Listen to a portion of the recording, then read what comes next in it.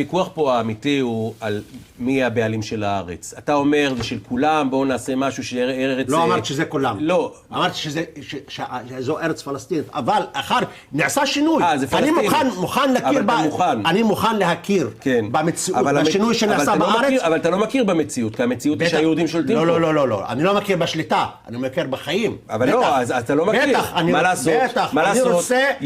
אני רוצה היהודים כבשו את הארץ. חיים משותפים אמיתיים. אבל היהודים כבשו, היו מוכנים לפשרה, הערבים לא היו מוכנים לפשרה, היהודים ניצחו במלחמה, כבשו את הארץ, הערבים ברחו, גורשו, או לא, whatever, לא משנה, הם לא פה עכשיו, יש הרבה מאוד פליטים, וישראל שולטת פה. אז זה שאתה אומר, תקשיב, אני מוכן לתת זכויות ליהודים. הנרטיב שלך הוא נרטיב קולוניאליסטי, הוא נרטיב של צדק. למה? הוא נרטיב של קולוניאליזם. למה? בזכות הכוח אנחנו כבשנו, אז זה מגיע לנו. לא בזכות הכוח, היהודים חזרו לפה, כי כתוב בתורה שזה הארץ שלנו. איפה כתוב? בתורה. נו. כתוב בתורה שזה... אז מה אם כתוב בתורה? אז אתה מותר לך לסלק... אבל היהודים חיו פה, אנחנו חזרנו. כל מקום שאתה הולך בארץ, יש לך שרידים של יהודים, נכון? כל מקום שאתה הולך. בהר הבית, מה היה בהר הבית? מה היה בהר הבית? היה בית מקדש? זה, כל מה שאתה עושה עכשיו, זה אונס של ההיסטוריה. אבל היה בית מקדש? אתה מנסה לתת.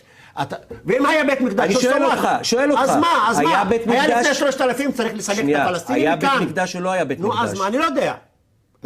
זה לא משנה. לפני רגע ציטטת לי מזה, המיתולוגיה, מדברי הימים א'.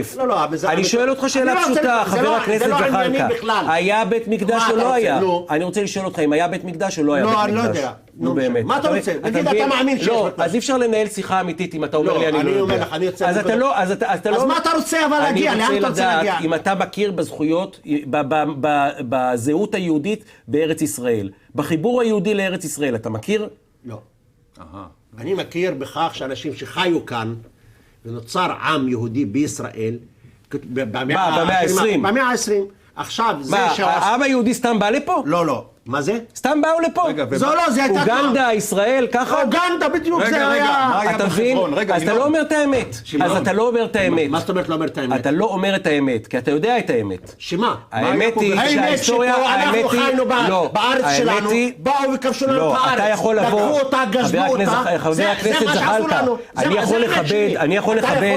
אני יכול לכבד מישהו שאומר, תקשיב, אני יודע שהיהודים גרו פה, אני יודע שהיה פה בית מקדש, אני יודע שהגלו אותם מארץ ישראל, ואני יודע שהם חזרו אחרי 2000 שנים בגלות, אבל אני לא מוכן שהם ישלטו עליי אחרי שהם באו, מה שאנחנו גרנו פה 100 שנה, 200 שנה לפניהם, זה אני יכול להבין, אבל אם אתה אומר לי, אני לא יודע אם היה בית מקדש, ואני לא מכיר בחיבור של העם היהודי לארץ ישראל, אז אתה לא אומר את האמת. אתה יודע מה שאתה אומר, אתה לא בור, הרי אתה לא בור. פשיטת הרגל של הציונות. אתה עכשיו, כל מה שדברת זה המיתולוגיה, הנרטיב הדתי. מיתולוגיה?